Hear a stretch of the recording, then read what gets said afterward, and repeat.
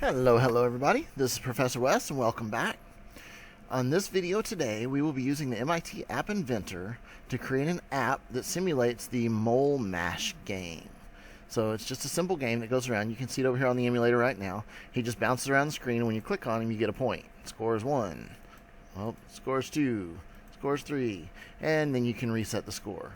That's all there is. It's a very simple game, and he just bounces around the screen. And it really isn't going to take us very long at all to set it up. So, enjoy. Let me get this out of the way. We'll just jump right in. We'll do projects. We'll start a new project. And I'm going to call it Mole Mash. As I've said before, it's always a good idea to name any app that you create or anything in an app to something that's memorable, something you'll know what it is. So I'm going to call this one Mole Mash 5 because I couldn't remember what number I was on. And setting up the screen only requires a few components. So to start with, I'm going to put a canvas on my screen. Now remember that a canvas has to be there in order for you to use a picture. And since we're going to use a picture of a mole bouncing around the screen, we have to have a canvas. So anytime you're going to have a picture on the screen, you need a canvas. So we're going to come to drawing an animation. We're going to grab a canvas and just plop it right onto the screen.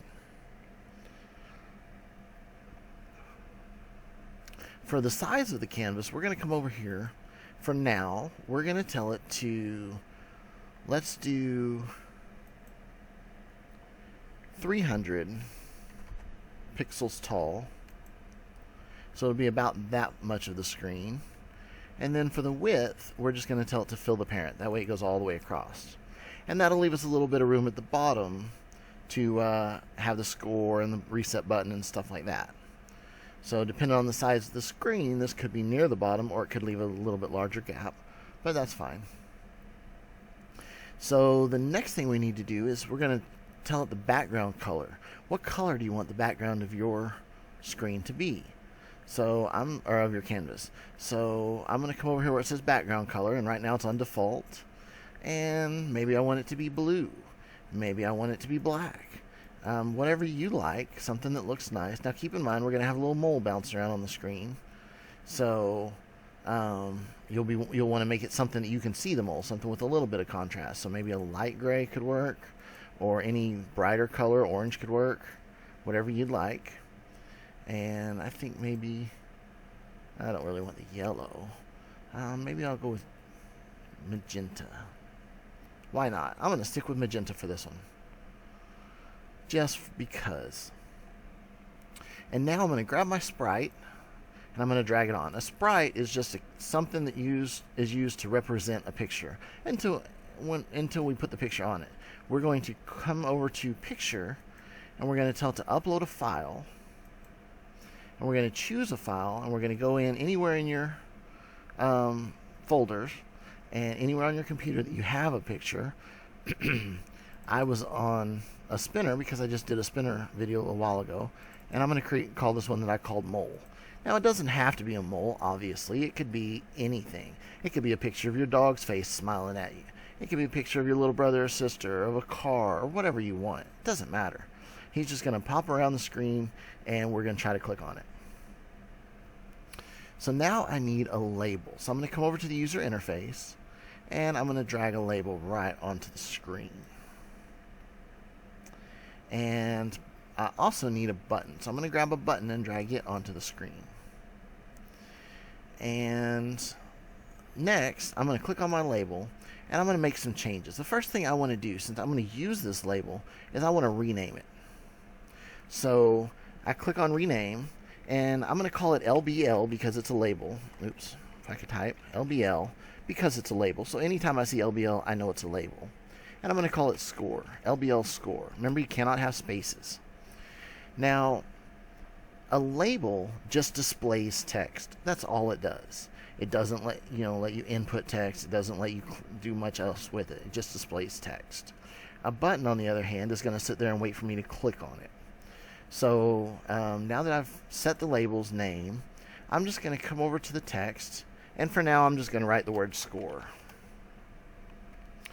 In a previous game, we had two labels. We did one that was score, and we did one that just had a number. So that was the only thing we updated, was the number. We could do that here, but then I wouldn't get to show you a neat trick in a minute. So we're going to set this one up to do both. And for the button, I'm going to rename it, and I'm going to call it BTN for button. Anytime I see BTN, I know it's a button. And this is going to be my reset button, so I'm just going to call it BTN reset. And then I'm going to come over to the text, and I'm going to type the word reset. And that is almost it. Now I need to scroll down over here, and I need to find the clock. I think the clock is in... I think it's in sensors. Let me check. Yes. So click on sensors, and it's the fourth item. And it just says clock. Just drag it right onto the screen. Now it's not going to stay on the screen. It's actually going to go below it in this little section they call non-visible components. And the reason is because the clock's not going to be on the screen when the app's running. It runs in the behind the scenes area. And the other thing I need to do is I need to come over to media, and I need to grab this one that says sound and drag it on. And the same thing's going to happen. It's going to put it below the screen where you don't see anything. Let me scroll a bit. Okay, I don't need to. Okay, so it just dropped it right below the screen. So you don't really need to even know really that they're there, other than knowing that they're there so you can use them in a little bit. The user will have no idea that these are here when they're playing your game. And that's it for setting up the screen. So all we're going to do now is we're going to go into the blocks, and we're going to make a few changes. So the first thing I want to do is I want to come over to procedures, and I'm going to click on procedures. And notice there's two procedures. This very first one says to procedure do, and that's what I want. And as I explained in previous videos, a procedure is just like a miniature program that sits off to the side and waits. And anytime you call it or invoke it, whatever's in this procedure will run. So it's kind of like a button without a button. And the reason is because sometimes in a program we may have 10 different places where we want something to happen, the same thing. So instead of having these 20 lines of code here and 20 lines of code down there and 20 lines of code over there, we do it one time and just call it. And that makes our programs a lot smaller and faster, and it also makes a lot less chance of us accidentally making a human error and messing something up. So I'm going to rename this by clicking on the name, and I'm going to call it move mole. Make sure you don't have any spaces. And now I'm going to have it move the mole. So to do so, I'm going to come over to my sprite, and I'm going to rename it. I'm going to click on image sprite 1, and I'm going to rename it. And I'm just going to call it something like mole sprite. That way I know what it is. That's my picture of a mole. And now I'm going to click on it, and I'm going to come all the way down, and I'm going to find one of the last ones is going to say set the mole sprite X to. And I'm going to click on that. And okay, let me go back to my emulator. Let me pull it on the screen. When you're looking at locations on the screen, the X goes across. It starts on this side with either 0 or 1, depending on what screen, and it goes over here to somewhere around 500, something like that. So if it was 250, it'd be right in the middle. If it's 125, it'd be a little further to the left. So what we're doing is we're going to set it up to have a random location across the screen. And as soon as we finish that, we're going to do the same thing with the Y. The Y goes up and down. It starts at the top, and the bigger the number gets, the further down it gets. So a small x and a small y would be somewhere up in this area. A small x and a big Y would be in this area, and so forth.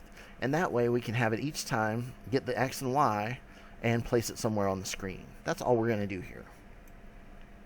So to do so, we're going to come over to the math, and we're going to scroll down until we get this first long one where it says random integer from 1 to 100. We're going to drag that right over here. And remember I just said that it's 1 at the left and about 500 on the right. So this would take about 20% of the screen. But we don't want to do that. We actually want to use the entire screen. And to do so, we're going to need another mathematical calculation. So we're going to come over to math, and we're going to get the negative sign. That's the fourth one, the one with the negative sign. And we're going to come over here for a second. And let me explain why before I do this. We don't know what size screen they're going to be using. So when they play this app, they could be using a screen that's 2 inches wide. They could be using a screen that's 4 inches wide. They could be playing this on their iPad, which is, 8 inches or whatever. So we don't know how long. So if we just told it a number, if we told it 1 to 500, and the screen's all the way over to here, then they're only going to be playing on, this part of the screen. So we're going to set it up and tell it to figure out how big our screen is. But there's a catch. We can't just tell it how big the screen is, because it would start this picture all the way over at that spot. So if we chose 500, for example, then our little mole would start at 500, which would make him like this, where he's off the screen. So we have to say the width of the screen, but then we have to subtract how wide our character is. So really, we're picking a number from 1 to here. Because if it starts here, then he would display right at the edge of the screen like this. Oh, let's get that out of there. So that's what we're doing. So first thing we need to do is figure out how wide... Quit telling me there's an error, stupid emulator. They have been having so much trouble today with their emulators, and I don't know why. So the first thing we need to do is come up to our canvas and figure out how wide it is. So let's scroll all the way down. Remember, these are in alphabetical order by this last item. So here's background color, background image. We need to come all the way down to the W's. And we're going to get these down here by the bottom. You see 2 different ones that say canvas width. These are called getters and setters. The set will tell you will tell the program what the width will be. The get will get the width. So we're going to grab this one that does not have the word set on it, and we're just going to plug it into our little formula here. And then we're going to do the same thing with our picture. So we're going to come all the way down to the width. We're going to get the width. We clicked on the mole sprite. We're going to get the mole sprite width, and we're going to subtract. So our canvas will be 1 to however wide the canvas is minus however wide our picture is. And we're just going to get rid of this number and plug this right in there. So it'll pick a random integer from however wide our canvas is minus however wide our picture is. And we're just going to plug that right in. Now, we have to do the same thing for y, only we don't have to go through all these steps. We can simply right-click right here on the green part and duplicate it, and we have the exact same thing. So now all we have to do is change it to make sense for y. So we want to move the y, come down here to y, just clicked on this drop down and clicked y. We want to do the canvas height, so come down here to height, and we want to do the mole sprite height and height, and that's it. So now our image size is as far to the right as it can be, except for how wide the mole is, and as far down as it can be, except for that. And that's all there is to this part. So next, we're going to come to the clock. The clock, we're going to come to this top one where it's golden, and it says clock.timer. The clock is used to just constantly repeat something, and every so many parts of a second. So let me come back into the designer for just a quick second. Right now, our clock, when I click on it, is set up to do something every 1,000 milliseconds, which is 1 second. But our computer is a lot more precise than just saying 1 second. We do 1,000 milliseconds because we could do it a lot faster.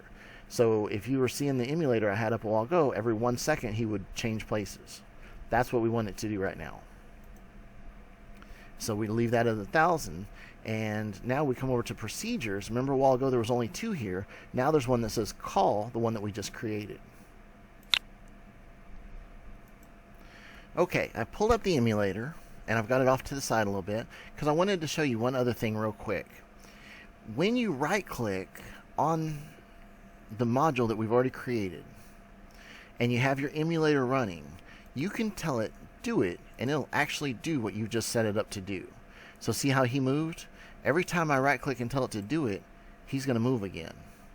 So I can do that over and over, and this lets me test to see that these few lines of code work. And sometimes, as you make a program bigger and bigger, things stop working and you don't know why. And this will help because you can test little bits at a time. So now that I know this works, I'm going to plug it right into my clock. And remember I told you the clock operates every 1 second? So now I have this. 1001, 1001, 1001, 1001. So every 1 second, it's going to move. And the point will be for me to click on it, which we're going to set up next. So to do so, I need to create a variable to keep track of my score. So I'm going to variables, and I'm going to initialize variable, and then I'm going to come to math, and I'm going to grab a number, and I'm just going to plug in a 0. And then I'm going to change the name, and I'm going to call it something like score. That way I can keep track of my score. Now, every time I click on this mole, I want it to give me another point. So to do so, I have to come over to my mole sprite, and I have to come up into the gold section and find the one that says touched. And there it is. It's the last one before the purples. And I'm just going to use it. So every time my mole gets touched, something's going to happen. What's going to happen? Well, we're going to add 1 to the score. That's what's going to happen. So to do so, we're going to come to point at score and get the set and plug it right in. We're going to set the score to be some new score. What's the new score going to be? Well, that's simple. It's going to be whatever the old score was. So we're going to use get score plus 1. To do so, we're going to need math. So we're going to come over to math and get a plus. And we're just going to plug this global score right into it. And then we're going to come back to math and get a number block and make it a 1. So now our new score will be, if our score was 7, our new score will be 7 plus 1, which is 8. And now we're setting the new score to be 8, or whatever number we're on. The other thing we need to do is we need to update this label down here where it says score. Because see right here, it doesn't say any score. So every time we get a new score, we need it to update that label. So we're going to come over here to our label score, and we're going to get one that says set label score text. It's down here towards the middle, a little lower than the middle. Set the text. And we're going to plug it in. Now this is the part I was telling you before. We're going to do something that we haven't done before in these videos. We're going to come over to text, and we're going to tell it that we want to join 2 things together. So we're getting this second item where it says join, and we're going to put it over here. Then we're going to come back to text, and we're going to get this one that lets us put something in, some text, and we're going to plug it in. And I'm going to use the word score with a colon and maybe a space. So this box is going to take the word score, and it's going to add to it whatever the global score is. So I'm just going to right click on global score and duplicate it and plug that in. So now if our score was 8, it would say score 8 in that label. And that's all we're doing with this. So let's see if it worked. Here's my guy bouncing around the screen. I click on him, score 1. I click on him again, score 2. I click on him again, score 3. That's perfect. So let's handle a couple other little things. First, let's handle our button reset. So we're going to come over here to the button reset, and we're going to get a click. It's the very top one. And that just means when we click on the reset button, we want something to happen. Right now, when I click on it, nothing happens. So what do I want it to do? Well, first, I want it to set the global score to 0. So I'm going to come back over to global score. I'm going to do set. I'm going to get this number 0, and I'm going to duplicate it and plug it in. So whenever they reset it, my score is now 0. The other thing I want to do is I want to update this label to say that the score is whatever the score is plus the actual score.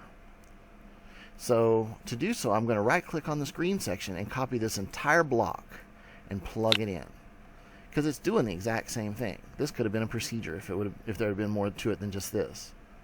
And now to test it out, when I click reset, there it goes. It now says score 0. When I click on my guy, my score goes up. When I reset, it goes to 0.